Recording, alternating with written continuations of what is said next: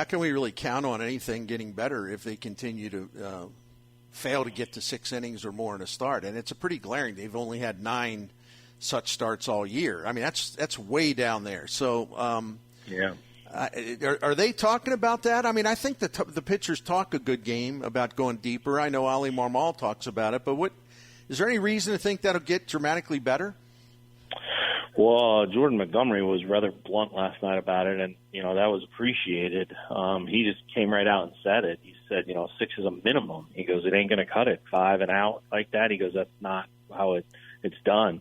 That was about as blunt as anybody outside of Wainwright has been on the IL, so Wainwright would say that. Miklasz has touched on it, but but for Montgomery to just come right out and say that is like that's the minimum requirement.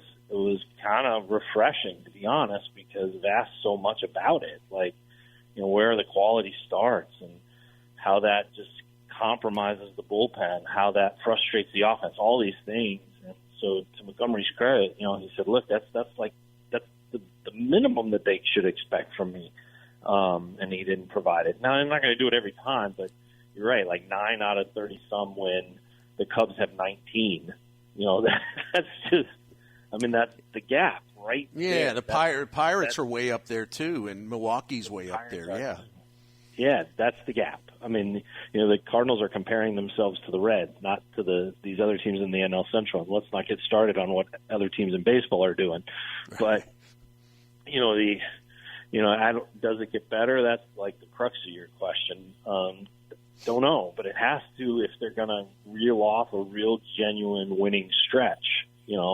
They just you can't. You can't do that without some consistency from the starting rotation. And if you go one turn through, which they just did, where no one throws 6 innings, then that's why you will have. I mean, they go into Fenway with the bullpen a little bit stretched. Yeah. They got 5. I mean, and that's not a place to go in to when when you got a bullpen that can't be at full speed, or full availability. So it's just it's that they're robbing from the bullpen to pay deficits that the starting rotation is creating, and it's basically it's like student debt, man. It's like they can't get out of it.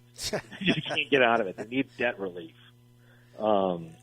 And I don't know where that happens.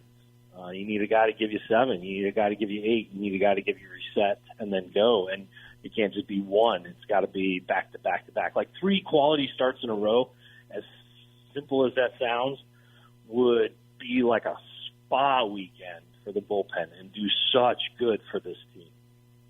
There's no doubt about it.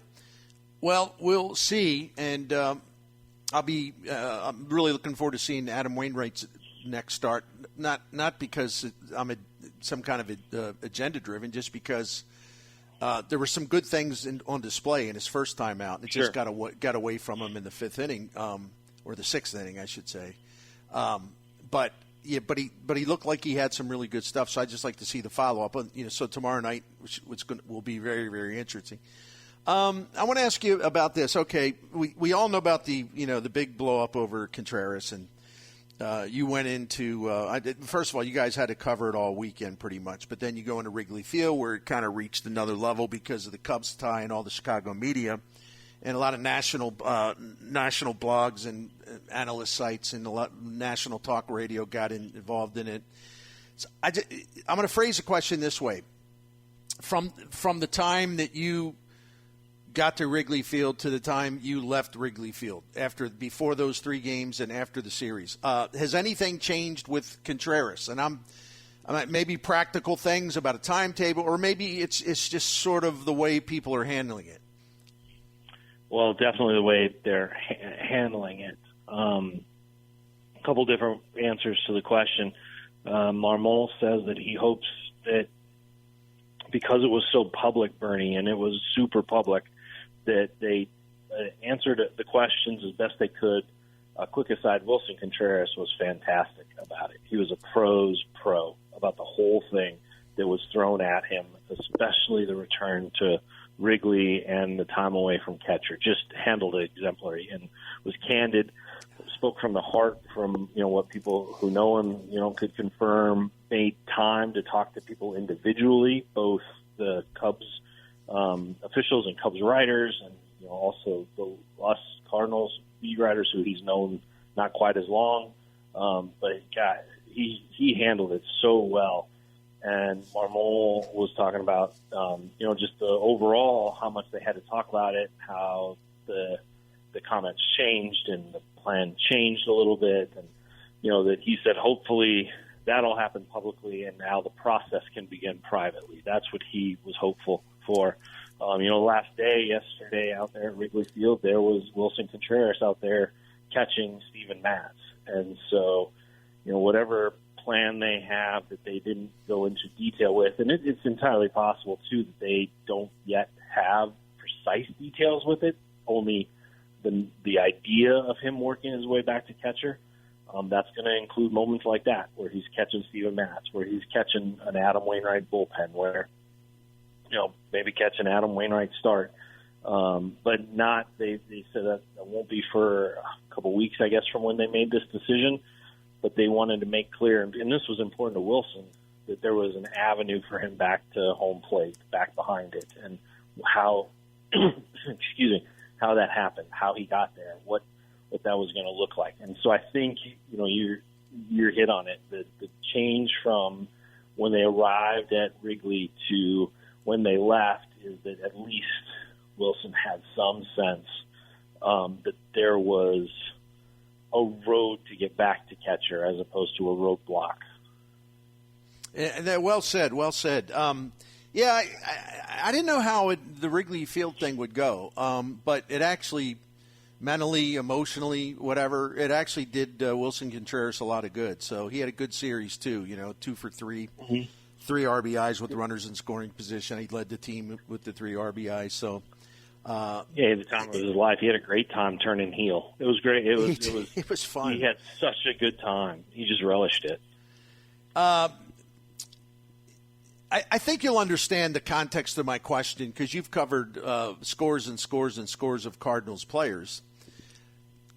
Is he a good guy? Do you like him personally? You can cover a guy but also really like someone. It's okay. You're not breaking any rules. But you have him down as a good guy?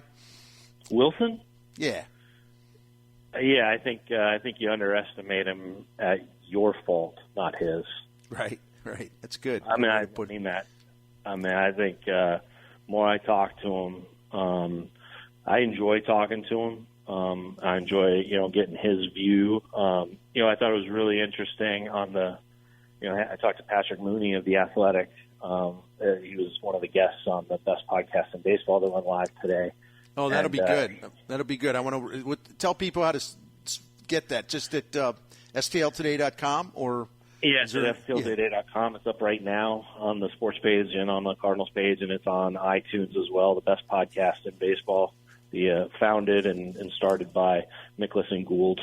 The podcast adventurers that we were. We had fun, man. We always did. Anyway, go ahead. I didn't mean to interrupt, but I just wanted to make sure people remembered where to go for that. Mooney's great. So when I heard as soon as you said Patrick Mooney, I'm like, oh yeah, I got to make sure that I listen to this one. So it's Mooney and it's Gordon Wittenmeyer. So it's a daily double there of Cubs coverage. But Mooney had this great line where he said, the more you get to know Wilson, the more you realize he's a self-made player and what he went through just to prove that he was, that he was major league talent. And you know what, that kind of crystallized for me because you're right there. I mean, he was coming out of Venezuela, signed, wasn't exactly, sought after, wasn't even supposed to be at the tryout. And then finally a scout saw him shagging and throwing back, goes to the Cubs as a third baseman, falls in love with being a catcher as they transition him there, but really is doing that on the job, is a better athlete than folks probably give him credit for.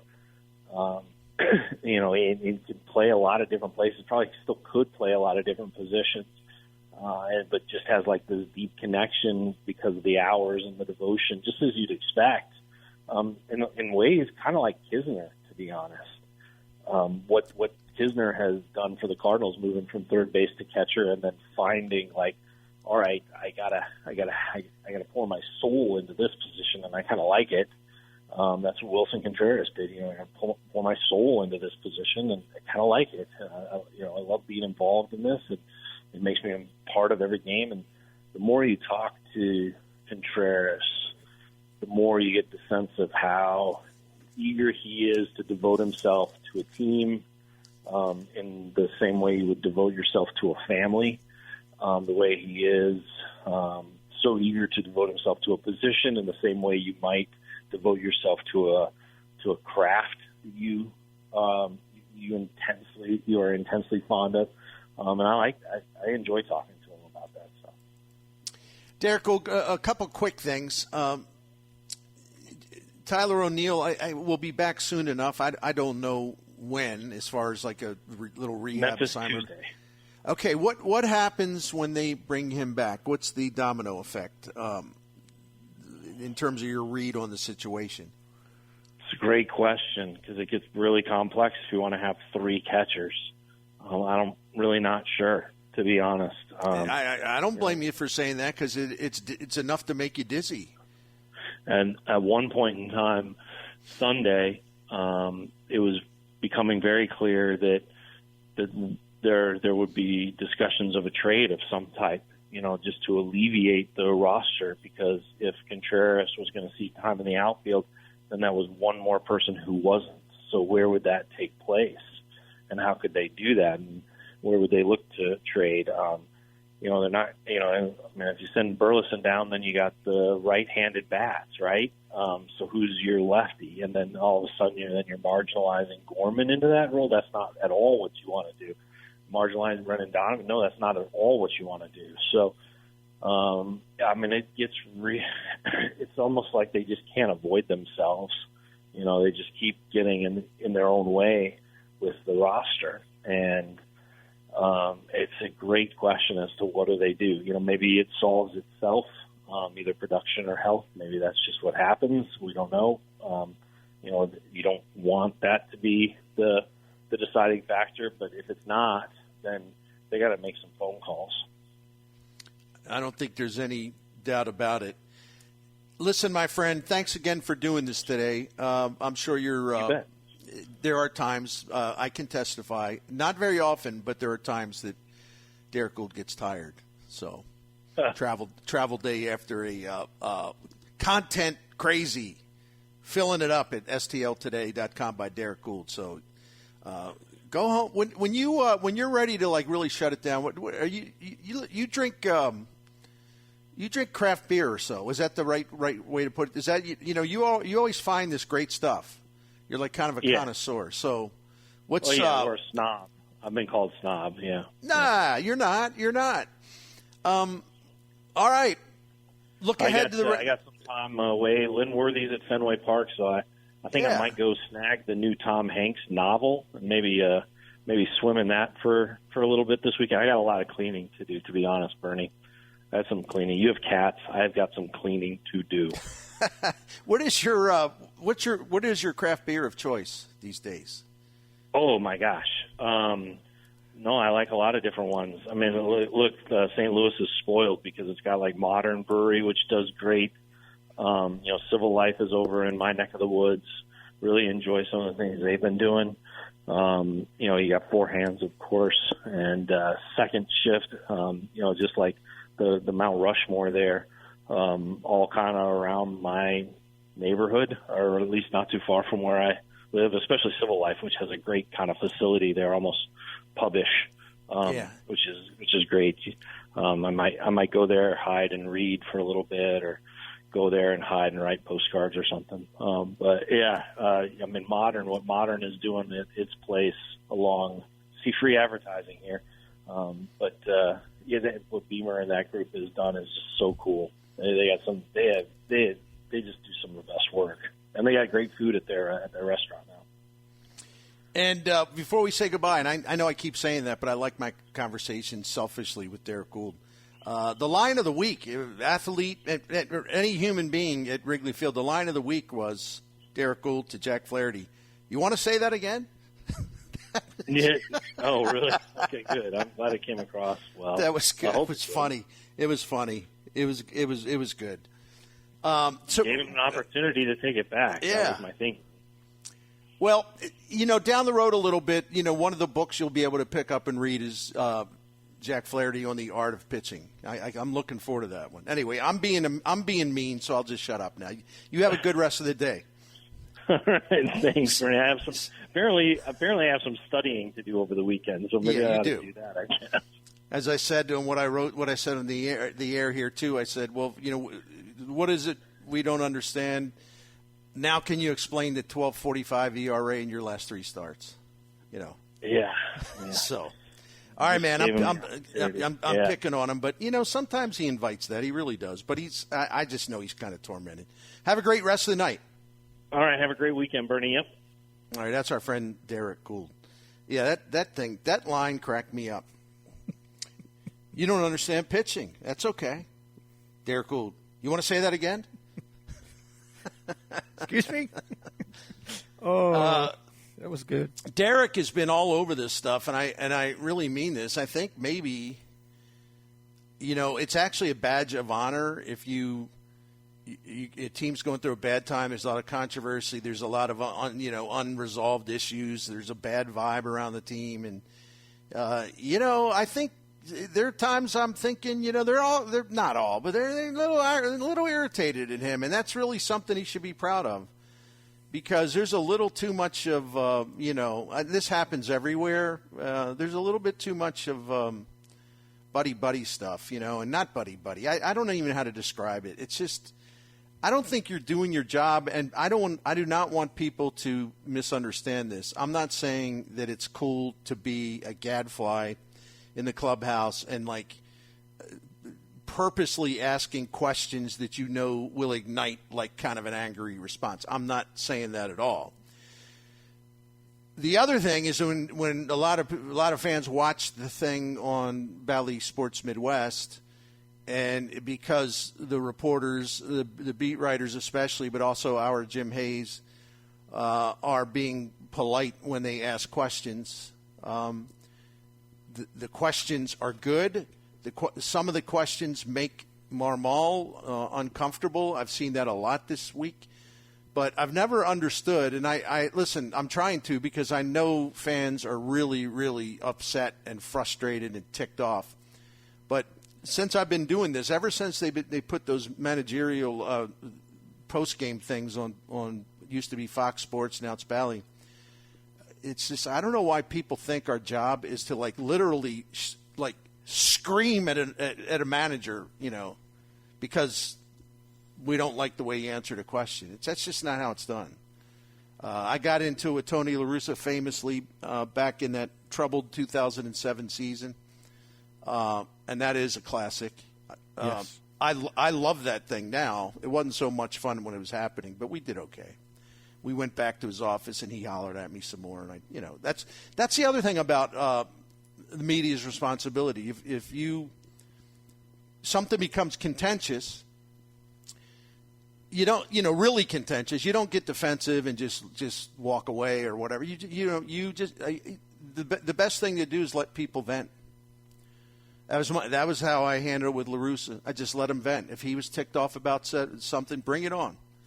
I get to say what I want in print, radio, So who the hell am I to be offended because he wants to chew me out a little bit? And that never bothered me. But I just get this feeling out there, unless somebody's throwing punches.